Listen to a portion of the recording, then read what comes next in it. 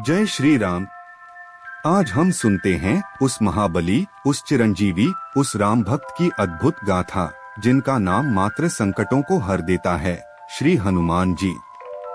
यह केवल एक कहानी नहीं, यह है भक्ति, बल, बुद्धि और समर्पण की जीवंत मूर्ति की महाकथा। अंजना देवी और केसरी के घर जब एक दिव्य पुत्र का जन्म हुआ, आकाश में देवताओं ने पुष्प वर्षा की।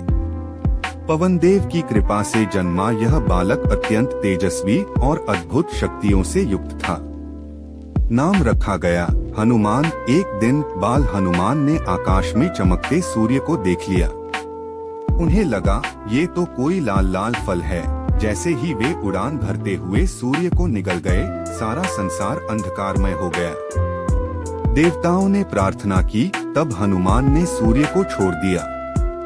इसी चंचलता के कारण ऋषियों ने उन्हें श्राप दिया कि तुम अपनी शक्ति तब तक भूल जाओगे जब तक कोई तुम्हें याद न दिलाए। समय बीतता गया, त्रेतायुग आया। राम वनवास पर थे और सीता माता रावण द्वारा हरण कर ली गई थी। राम और लक्ष्मण सीता की खोज में ऋष्यमुख पर्वत पहुँचे। वहीं उनकी भेंट हुई वानर राज सुग्रीव से, और सुग्रीव के दूत थे हनुमान। जैसे ही हनुमान ने राम के दर्शन किए, उन्हें अपना प्रभु मिल गया। उसी क्षण से वे बन गए राम के अनन्य भक्त। राम जी ने हनुमान को दक्षिण दिशा में भेजा। हनुमान ने विशाल समुद्र को लांघा, पर्वतों को पार किया और पहुँचे लंका। वहां अशोक वाटिका में उन्होंने देखा माता सीता दुखी, अकेली और राम के नाम का स्मरण करती हुई। हनुमान ने राम की अंगूठी दी और कहा, माता, प्रभु शीघ्र ही आएंगे। सीता के आंसू जैसे थम से गए। रावण को जब यह बात पता चली तो उसने हनुमान को बांधकर उनकी पूंछ में आग लगवाई। परंतु हनुमान कोई साधारण वानर नहीं थे।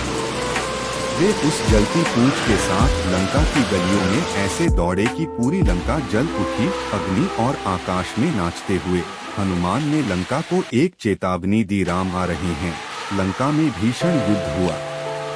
राम और रावण आमने सामने थे। लक्ष्मण मूर्छित हो गए। वैद्य ने कहा, हिमालय से संजीवनी बूटी लानी होगी। हनुमान उड़ चले, पर्वत तक पहुँचे, पर बूटी पहचान नहीं सके। तो क्या किया? पूरा पर्वत उठा लाए। लक्ष्मण को जीवन मिला। राम ने आंसू भरी आंखों से कहा, हनुमान, तुम मेरे लिए जीवन हो। अंत में रावण मारा गया। अयोध्या लौटने का समय आया। राज्याभिषेक हुआ। राम ने दरबार में कहा, जिसने सबसे बड़ा कार्य किया वह है हनुमान। और स्वयं प्रभु राम ने उठकर उन्हें गले से लगा लिया। हनुमान की आंखों से अश्रु बहने लगे, पर वह आंसू थे प्रेम के, समर्पण के। राम ने कहा, हनुमान, जब तक यह सृष्टि है, जब तक राम का नाम है, तुम रहोगे। तुम चिरंजीवी हो। तभी से कहते हैं, जहाँ रामायण है वहाँ हनुमान है। जहाँ संकट है वहाँ संकट मोचन है। हनुमान केवल एक पात्र नहीं, वो भावना है, वो प्रेरणा है, सेवा, साहस और श्रद्धा की मूर्ति है। उनका नाम लो, मन स्थिर हो जाता है। उनकी पूजा करो, संकट कट जाते हैं।